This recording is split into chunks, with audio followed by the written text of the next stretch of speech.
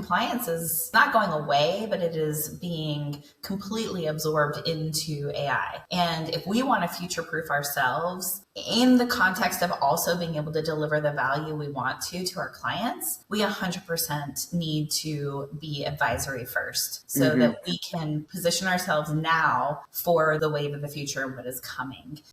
Welcome to Deduct This, powered by ProConnect Tax. This is where tax professionals come together to share ideas, experiences, and fresh perspectives to help you grow your practice and your future. We're glad you're here. Let's get started. Hi, and welcome to another episode of Deduct This with Carrie and Lexi. I'm Carrie. And I'm Lexi. Today's episode dives into one of the biggest shifts across the profession. We're talking about advisory first approach. Not just advisory as an add-on, but advisory set as a foundation for the entire firm. I'm really excited. We have one of our friends joining us today. Our guest is Megan Leasley. She is the Director of Tax at Dark Horse CPAs. She has been one of the founding kind of pioneers, if you will, in advisory-led services, and she's been instrumental in adapting new technology, integrating planning tools, and redefining the client experience. Welcome, Megan, to the podcast. Thank you. I'm so excited to be here with y'all. And when you first told me about this, I was like, oh, that sounds like so much fun. And I always love talking to y'all. So glad to be here. Thank you. Oh my gosh, we love talking to you too. It's always such good conversations when we get to chat. So Megan, you have been at Dark Horse now for 3 years. So congratulations. And you serve as the Director of Tax. Before we get into like all of advisory and things like that, will you share a little bit just about your journey inside the firm? Yeah, definitely. So when I first started, I started as what we call on the back end an accelerator, or I guess in the profession we call it an accelerator. And on the client facing side, call it what do we call it now? Associate principal. It used to be senior manager, but we changed that because really you're right below a principal. And so I started there, building my practice from the ground up. I built my practice in about 4 months and made principal, which was really exciting. Amazing. And then I was a principal had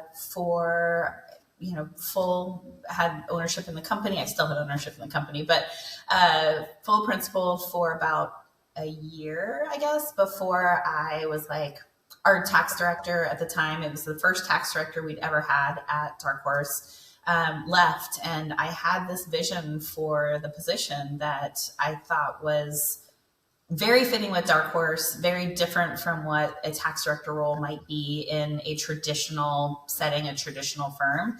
And so I put that forward to Chase and Max and Justin and said, hey, what do you guys think? And moved into the tax director role. So that's awesome. Been about coming up on May will be 2 years in the role. That's wonderful. That's so great. Yeah, it's been fantastic. Awesome. What a cool journey. So I know, obviously, we've known Dark Horse. I talked to probably a ton of people that work at the firm. You guys are really known for taking big, bold steps and really sort of having a different perspective on what a firm brings to clients. And about 2 years ago, I know that you guys went into fully advisory first. So what drove that change?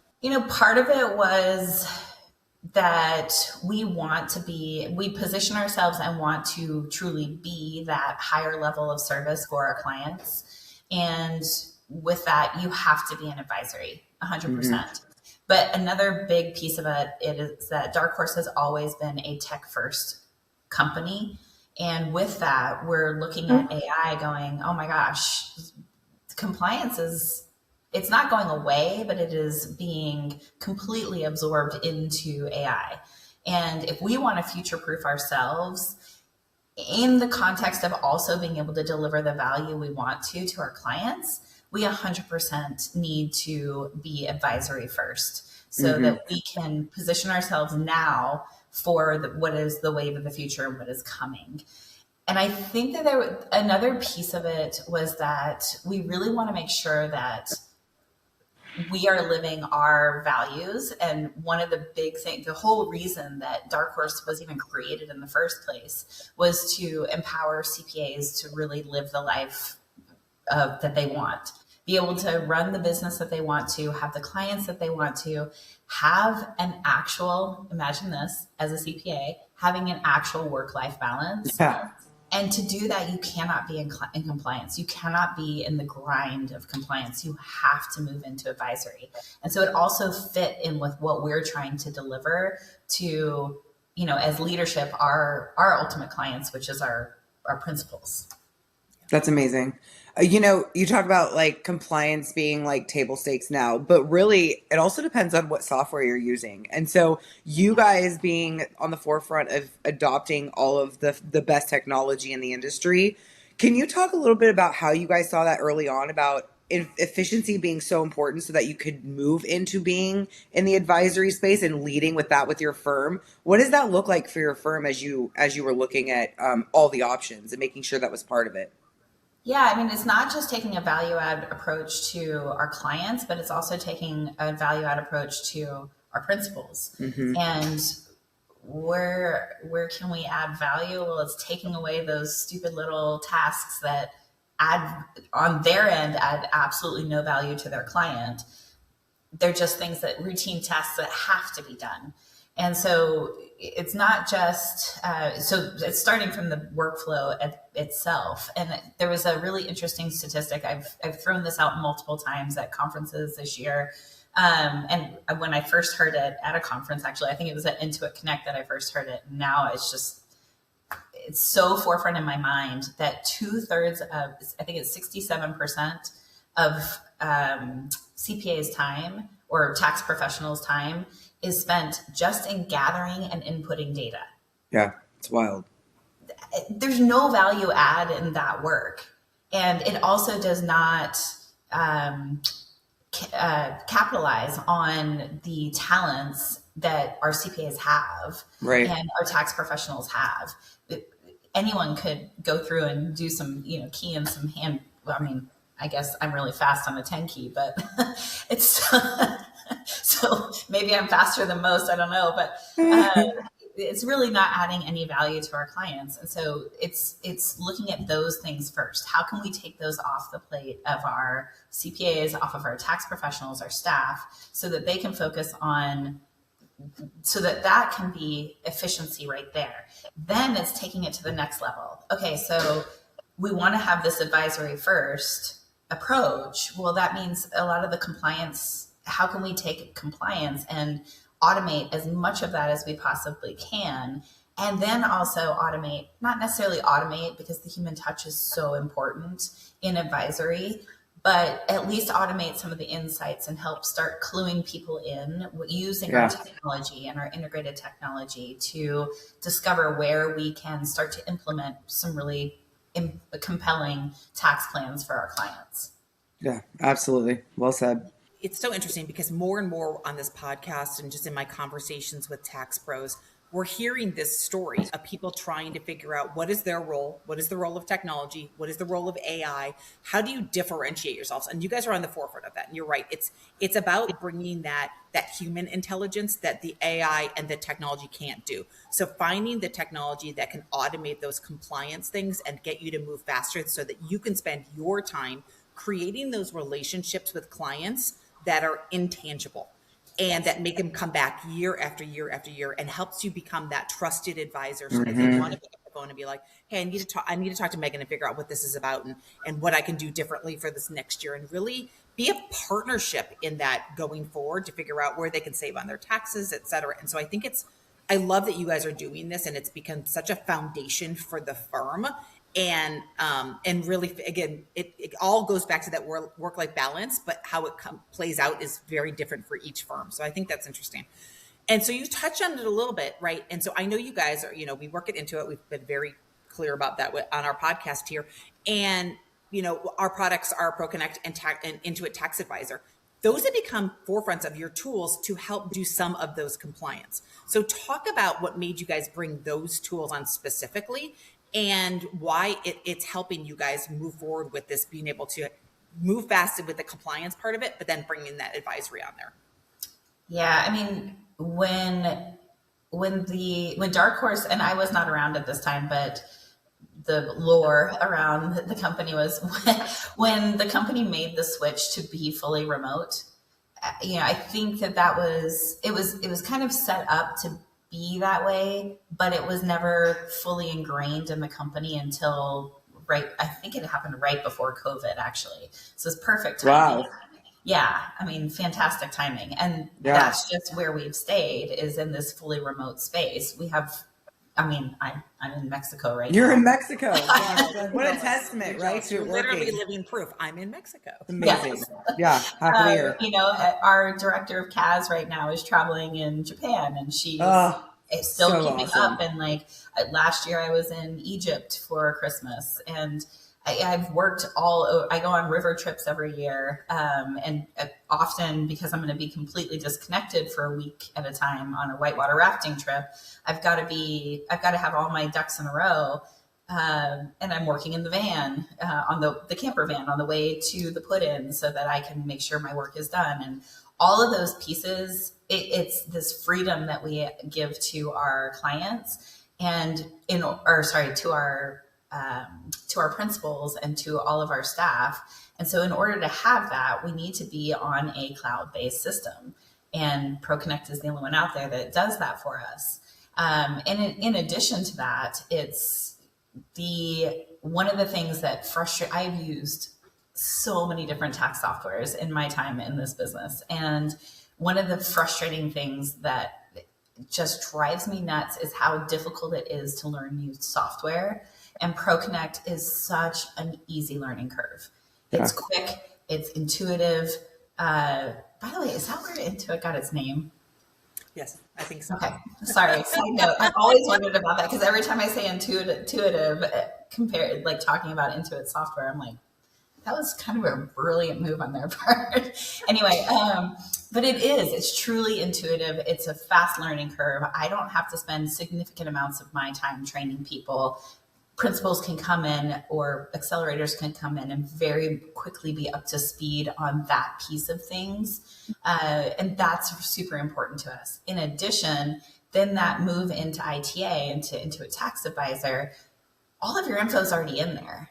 The insights, and now with the insights coming out, and being able to see some of those pieces and being able to identify all of these, okay, yes, maybe half of the strategies that it's identifying as even possible for that client, you look at it as a practitioner, and you're like, yeah, they don't want to do a 1031 exchange, or they don't want to do this, they don't want to do that. But, oh yeah, that's I didn't even think about that. And just identifying those things, your client well enough to be able to figure out what's going to be the best fit for them.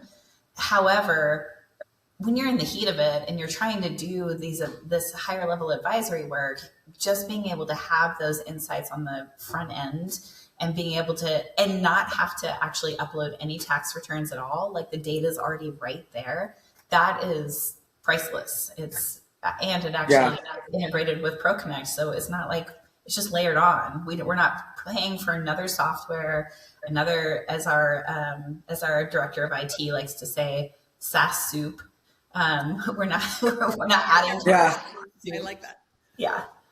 Oh my gosh. And Megan, just to lead into that, you guys, again, have always been the adopters of the best technology. And I love hearing you talk about like Intuit and how we have some of the best products in the industry, and that we are continuing to innovate. And I'm not just saying that because I work here, like obviously but we talked to you at Intuit Connect about what's coming. And I know you guys are just like beyond excited about what's coming and what's around the corner, about tax being in Accountant Suite, and now linking with books at a whole new level, and the AI that's going to be in there. And so I know we talked it Intuit Connect, but I want to talk about it here a little bit more, because even more information has come out since we've seen each other. And so what excites you guys at the firm about Accountant Suite rolling out for tax in this next year? Oh my gosh. I cannot wait for this to come I know. out. Yeah. Yeah. So some of the stuff we saw at Intuit Connect, obviously it's super exciting to not have. One of the biggest complaints I have about any group of softwares is the context switching. So having to jump from one I got to go do this. So now I got to switch over to a different software. And so with IAS, being able to, or Intuit Accountant Suite. Yeah. I'm just going to say IAS. Yeah, that's okay. It's a mouthful. With it all being right there and being able to, collect e-signatures directly from one space, being able to see tax and books in one space, all in this one dashboard, is so exciting to me. And not having to jump over into ITA just to see some insights on my client. Like all of those pieces, just again, it's that efficiency piece, but it's also showing that, I'm on Intuit's tax council. But this is why we partner with Intuit, quite honestly, is because Intuit is actually doing things to make our lives easier. And that's what I'm so excited about with IAS, is it's really doing things to make our lives easier and give us the tools that we need to continue to drive forward in this advisory first approach. Like Intuit gets it and understands that advisory has to come first. And that is very evident in the IAS software, or I don't know if you call it software itself, but Yeah. Well, and Megan, I love what you said really quick, just to follow up on something. You said, they listen, and it's so cool. I've seen that too. And I've never seen a company really listen to the tax professionals, the accounting and tax professionals. And then it's like, you guys design it, we build it. It's super cool. So I love that. We're so excited about it too. And we'll talk more about it as it starts to roll out in the late spring. But anyway, so Yeah, you get to see the insight, right? Being on our tax council, right? You know that we literally ask you guys questions all the time, and you sort of obviously get an inside peek. But beyond even the tax council, right? It's in our DNA at the company to go talk to pros, watch them use our software, see what is going on. And so I think that's one interesting thing, is that I love watching people literally use our software. We will sit behind people. This sounds creepy the way I'm describing this, but we literally sit behind people and watch them interact with our software without asking questions, because I love how people will go, oh my God, this is so easy, or this is so hard. And then you watch them and you're like, well, wait, you said it was easy, but I just saw you click on 17 different things to get to where you're trying to go. And they're like, oh yeah, but we figured it out. And I'm like, okay, we got to change those. And so I've seen over the years how we'll turn those 17 clicks into one thing, because person after person after person just be like, no, it's fine. I'll just click here. And then we want to change things. And so I love that there is that interaction with the pros, and really making sure that we understand what it is that you guys do day to day, understand your compliance work, your advisor work, how do you work with clients, how do you have to go from file to file to file, and try and make that the best possible software, because at the end of the day, we are a software company, right? And so we need to make sure that our software is good, it's ever evolving, et cetera. So I'm also very excited, having been here for a long time, seeing the new stuff that is coming out. It's making me very excited, because it's stuff that I've heard about for a long time. So I'm very excited. But that will be out soon. But one thing that I love talking to people about is really trying to understand, or get you to give some advice. As if people watch this and they go, oh my gosh, Dark Horse is so different than my firm. They're on the forefront. They're doing things that my firm could not possibly do. What advice would you give them to like have that mindset shift of going from, I do the compliance, I get the data, and I'm just so in it all the time. I'm working 120 hours a week. What would you say to them to go, stop it? What do you need to do to change? Yeah. Actually, it's a story about my shifting out of my own, in the move to tax director, I had to shift out of my practice, because my focus now is much more on the strategy, the overall strategy for the company from a tax perspective, and no longer on that client facing side of things. And so I tell this story because it really illustrates the stop it. Because I had a conversation with a woman at Intuit Connect, and she was like, oh yeah, I've upped all the rates on my compliance work, and I'm kind of dabbling in advisory, but I'm feeling really good in this compliance space. And I'm like, how much are you working? And during busy season, she's like, oh, like 60, 70 hours a week, and 6 days a week. She's like, but it's busy season. I'm like, stop it. Yeah, you're like, you don't know what you don't know. Like, come to the good side. Yes. And I was like, and how much is your average 1040 that you're doing? And she was like, oh, I'm all the way up to like $700. And I'm like, well, our base rate is $1,500. And it's because we have advisory first in there. you will get 2 touch points. You will get advisory work. If we have additional projects that we need to do, then we're going to layer on to that 1,500. If we're doing a S Corp to Schedule C or, whatever, then we're going to have additional things that we're layering in there. But our base rate, and this is transparent, our pricing model is on our website. You can go look. And I was like, and she's like, oh, I can never do that in my market. I hear that so much. I can never do that in my market. Yeah, we do too. And the thing is, the reason I like to tell this story, that hopefully I'll tell it somewhat quickly, but the reason I like to tell this story is because I was in the same place. Mm-hmm.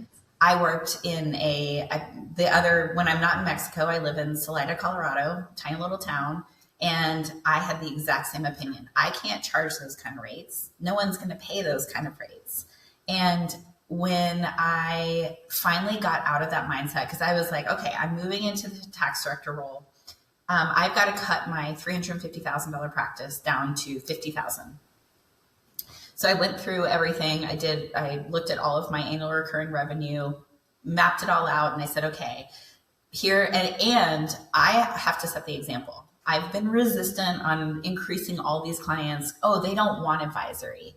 I'm putting my own constraints on my clients. I'm in my own way. It's not my clients telling me this. I'm in my own way. And so I was like, okay, well, here's all the clients that I think will bump up to the new rates. I have to get everyone, the clients I'm keeping, then they have to be at this new rate. And here's the ones I think will drop off. And that's fine. And here's the ones I'm handing off to another CPA at Dark Horse. And I went through and I got it down to about $48,000 in ARR. And I was like, perfect. I can manage this work and this is great. Still keeps me in compliance. When all was said and done for this year, I ended up I lost more clients than I had expected to. But with the bump in the fees and the people who wanted that from me, right, and I just wasn't charging them, I netted out at $100,000. Yeah. Double amazing. What I had targeted. Yep. With significantly less work. Totally. Significantly less work. And you can hear that story echoed time and time and time Absolutely. again at Dark Horse. And not even at Dark Horse, other people who have other firms too that have done it. Absolutely. I mean, we've talked, every person we've talked to that have done this shit. Every time we talk to somebody. Yeah. Every single time. Yeah. And so I tell that story because I'm like, how many times do you need to hear this story for you to do it, for you to understand? Like, I was there. I was in your market, your type of market. And it's still, it's scary. I 100% get it. It's scary, but it people want it. Dustin at Intuit Connect, he was throwing out some numbers that I found to be incredibly compelling, and it was talking about how it's like it's a small percentage of firms are actually offering the advisory services that 76% of clients are willing to pay more for. Yep. We are the ones in our own way. It is not 100%. It's totally investing in yourself and knowing that you're providing something that, exactly like you said, that is just, there's such a demand out there. So I love that you brought up Intuit Connect, because on the stage when you were speaking, you said something super profound. You said, AI builds data and provides data. Empathy provides and builds impact. And I think this is so amazing. And I want you to talk a little bit about this, because I think part of the fear that we've talked about this time and time again on this podcast is that AI is going to take over everything. They're not going to need us. The profession's going to die out. But what we're seeing as it begins to roll out, it's actually the very opposite, and how important the human element is still. And I know this is really important to you. So speak a little bit on that and what you see that paired with the technology. Yeah. Well, I do have to give credit where credit is due. I have repeated that phrase multiple times since Intuit Connect, but I try to give credit where credit is due. Angie is on stage with me, and she's actually the one who originated that. I love it. I just loved it and was like, oh my gosh. It's great. So it's true. Yeah. So, so way to go, Angie. But yeah, I think that there's there's a bit of a fear factor out there about AI and that it's going to take over our lives, our jobs, our world, and certainly our world is shifting and very much changing and will continue to do so. However, people still want that deeper connection. People still want the, hey, I know how's your daughter doing? I know this is her first year off at college, and let's talk about and talking about just that personal piece, but then leading it into, okay, let's talk about that impact on your taxes and what strategies can we come up with here to really help you plan for your future, plan for her future, and there's this. AI does a really, really good job of taking data and synthesizing that data to help get faster results. It's not always accurate and it's not always perfectly, it's 99% of the time, I feel like it's not perfectly matched to your goals. I use ChatGPT all the time to generate all sorts of communications, or if I have to do a survey that goes out internally, I'll just it cuts down the amount of time spent doing so much of that piece, but I still want it to sound like me. I still want it to have my personal touch on it and people to know that I put time and effort into this. So I edit everything that comes out of there. And if you're not doing that, then people can tell. For sure. And that's the piece that our clients still want. They still want that connection. They still want that. How are you matching my goals to the strategies that we're implementing and to, what we're doing? AI can spit out all sorts of things to help us get there, but it's not truly matching those pieces. Yeah.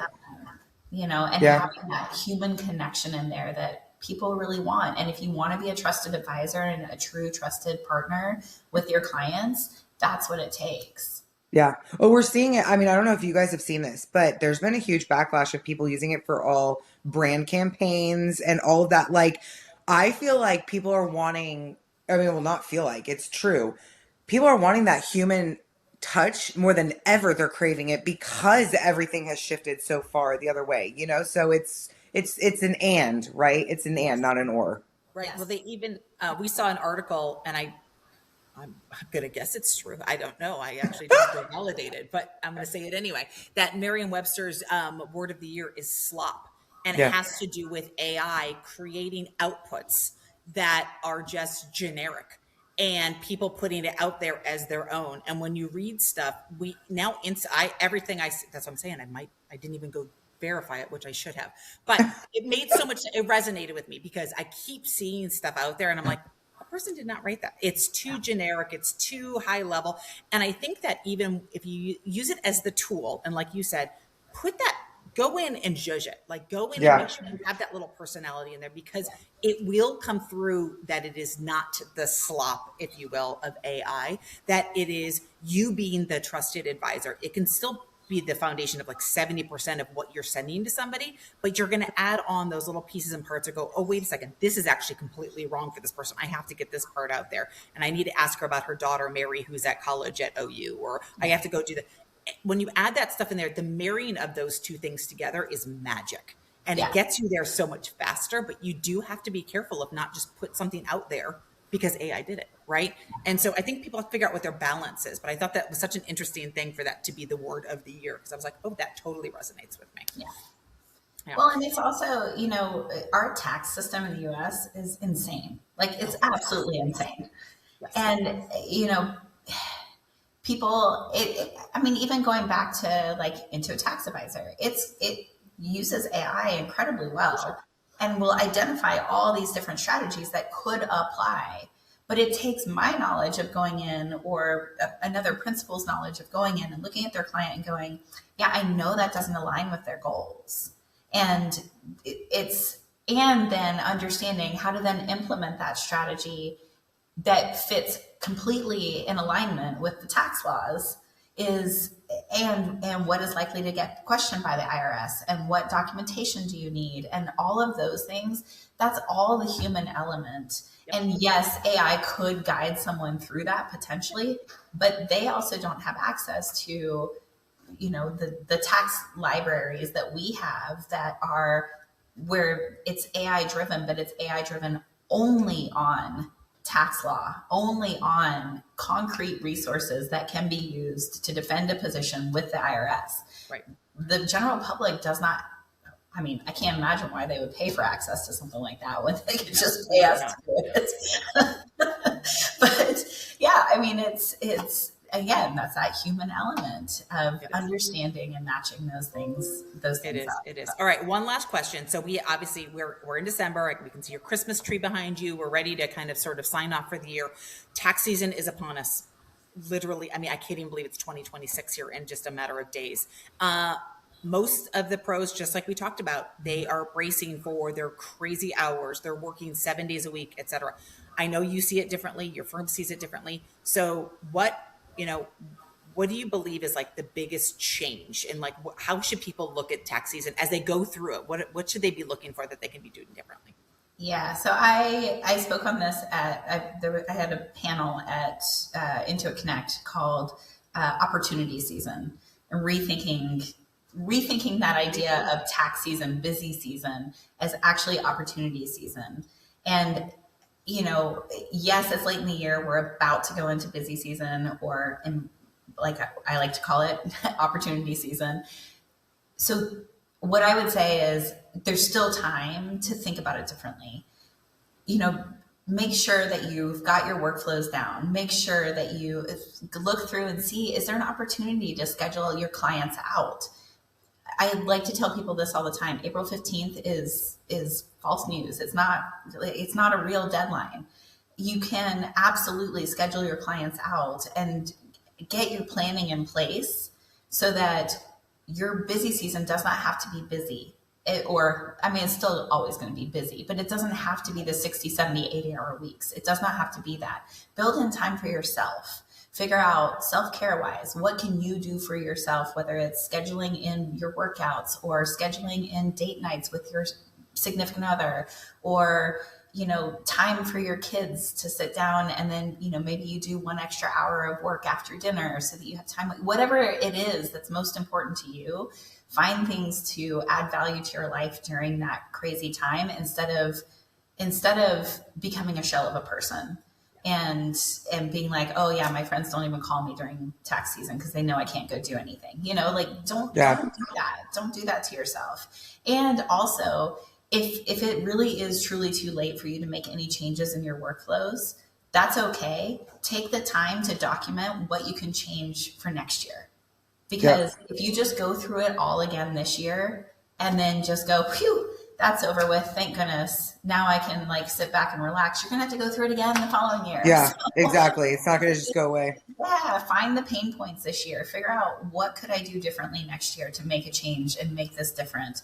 And start looking at that. If you're not already doing it, look at the advisory first and listen to the stories that are out there. It's all over our profession right now. So take it to heart because it's real and it can change your life and it can change your for the better in your career. And it's also going to help inspire people that are coming out of college or going into college that this is not a terrible profession. It's actually amazing. And the way you get to help people and really truly partner with people on a very personal level is so incredibly rewarding. And that's not what people see of our profession. We need to change that. I love it. Oh my gosh, Megan, such good conversations as always with you. We love talking and learning and hearing all the things from you. So thank you for your time today and Happy New Year. Crazy that it's around the corner. I know. And we cannot wait in a few weeks, just as more things develop to talk. I hope you have the best tax season yet. Thank you. And just thank you again so much for your time today. Yeah, thank you guys so much for having me. I really appreciate it. And it's always, like I said, it's always fun talking to y'all. That's it for this episode of Deduct This. You can follow Megan and the Dark Horse team for more advisory for strategies of the future of tax. Thanks again. Thanks for being part of Deduct This, powered by ProConnect Tax. If today's conversation gave you something new to think about, visit accountants.intuit.com for more insights and resources made for professionals like you. We'll be right here helping you turn expertise into opportunity.